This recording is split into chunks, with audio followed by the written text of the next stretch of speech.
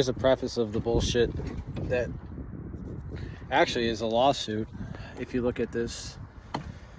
So,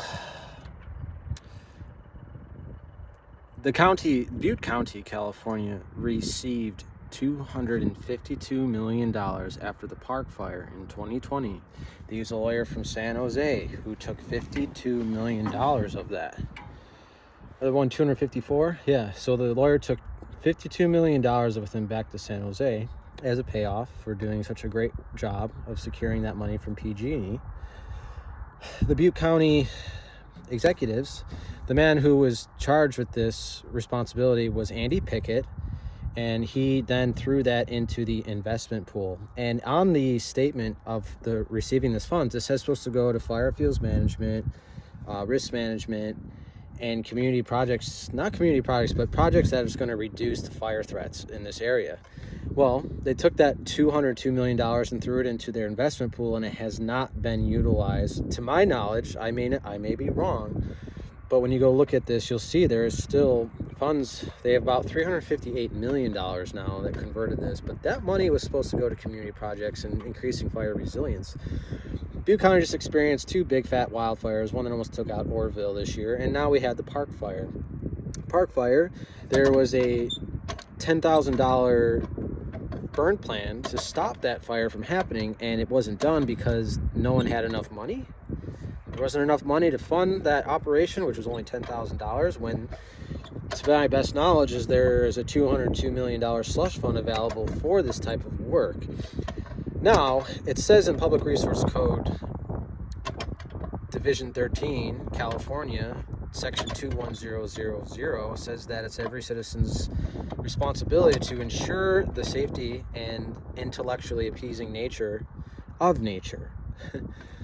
So, when it comes to this money they received, I mean, this is just $202 million. There's actually $1.5 billion in that investment pool that, you know, they give you all the maturity dates. They tell you when they're like CDs. They're also in the stock market. They gave JP Morgan into this. And then, so you go look up the national investment pool for all the counties. It's actually an $852 billion fund. And that's a little disgusting, considering that that's taxpayer dollars. It's considered surplus money that they put into these investment pools. And these investment pools are then used to guarantee staff wages within the county. So government became this lucrative enterprise where they're investing into the stock market. People who have stocks are now being bestowed this money who are nothing to do with the communities in terms of having a return. And a lot of, actually, this happened in California. I think it was the San Diego County almost had to file bankruptcy because they made some bad investment choices utilizing these investment pools. So it's kind of a big fraud scheme, and we've been asking this county here, Butte County, to fund community efforts to increase fire resilience, ecological resilience, watershed improvements, and all these things, and they've just been silent. They're like, no, we're good, you don't need help. Meanwhile, now a fire just broke out in Pence Road and near Paradise, and it's a lot of heavy fuel loads that this thing's rocking through right now. They're keeping it at 2 to 3 acres. But this should have been something that was taken care of if they had just given the money, because we're actually one of those groups they can fund. We're a biochar coalition. We have a group of individuals who go out there reducing fire fuel threats, converting it to stable carbon, known as biochar. And I've approached them several times at that county to assist our operations to have us grow and actually reduce the fire fuel threat, increase watersheds, increase ecological resilience, and assist the great beings of this county. And what do? They say, Ken, go F yourself. Well, guess what? I walked in there one time and I said, hey, I've been going through your comprehensive financial reports, the CAFR they're called, CAFRs, and I said, this is pretty disgusting and disturbing. Literally, you guys are spending so much money on police because there's a lack of education, and that's a direct correlation. If you know anything about studies when it comes to social services and whatnot, there's so many studies that says, hey, yeah, direct correlation between having a stupid population and crime is direct. And I had said this to them, and guess who came running up to me after that? Andy Pickett. He said, hey, let's have a meeting. Here's my card. I literally had these guys bowing down to me.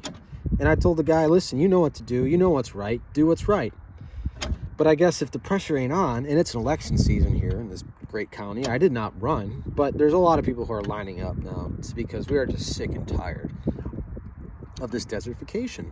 Butte County is being now famous for these crazy wildfires. We've had probably California's top 4 or top 10. I think we have about 4 of them. North Complex, Berry Creek, Campfire, Dixie Fire. Almost maybe 5. I don't know, but it's been pretty ridiculous. And I think this is a good spot where it's going to be really easy to run based on the fact that, hey, I want to run and make sure that we're making ourselves safe around here and we're actually doing the good works, especially from the Native Americans. They really want to help. They're all about burning. They're like, yeah, let's burn. Let's do this again, because that's what they used to do. They used to manage the forest. That's why they were so beautiful when they got here, when the European colonizers, just incentive, right? They were incentivized by the U.S. government to expand out and harness trees and consider that as their own property. Pretty crazy.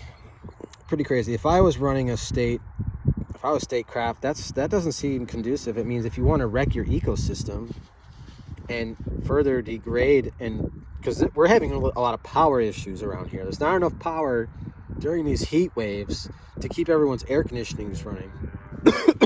So there's so many direct correlations between quality of life and disregarding your ecosystem. And that's about to change. So this could be a lawsuit. I mean, an environmental lawyer can have a heyday. Just letting you all know, there's $1.5 billion. So if you're a lawyer and you really, you need a payout, come on. If you're an environmental lawyer, it's pretty simple. I mean, I can probably file this myself if I really had the time. But I'm busy creating really good ecological repairing liquids, compost, mycelium biochar. So when this does get funded, I'm the one doing it. And I have the group. And I already have the group. We're already doing it. We've been doing a lot of this. We got a nice crew going. We built from the ground up this grassroots effort. And it's just disgusting that this county is so corrupt. And they are so happy living in this glass house. Well, guess what? There's going to be a lot of rocks being thrown at this glass house. You guys you can't hide. You cannot hide when you're a government employee. It's all on paper. Everything's documented. Everything's accounted for. So it's just so blatant that everyone here doesn't understand civics. Because there is literally no education being done to teach others how to get in charge of their local spheres. And you bet your ass I'm telling people what to do. Now people are really stimulated. They really want to run. As soon as I tell them this, they're like, oh my gosh, I grew up here for 30, 40, 50, 70 years. And no one ever told me that. I wonder why. All I gotta do is thank that Rock Christ dude. He's the one who showed me these comprehensive financial reports. Wasn't for him, I wouldn't know where to look. So kudos to you, dude. Thanks for helping me out with that one. But when it comes down to getting the work done and actually listing names and addresses and people who are making decisions, most people fall flat on their faces. They just say it's they. No, there's actually real effing people out there doing things, making choices. Let's get some addresses. Let's get some names. Let's get some companies. Let's get some board of directors. Let's find out who's executive directors. It's really not that difficult. It's not a conspiracy. It's actually all out there. It can't be a conspiracy when it's true. And a conspiracy, that's all bullshit. It's actually fraud. It's just fraud. Fraud is rampant in this age. And it's not going to be hard to take candy from a baby. So y'all take care.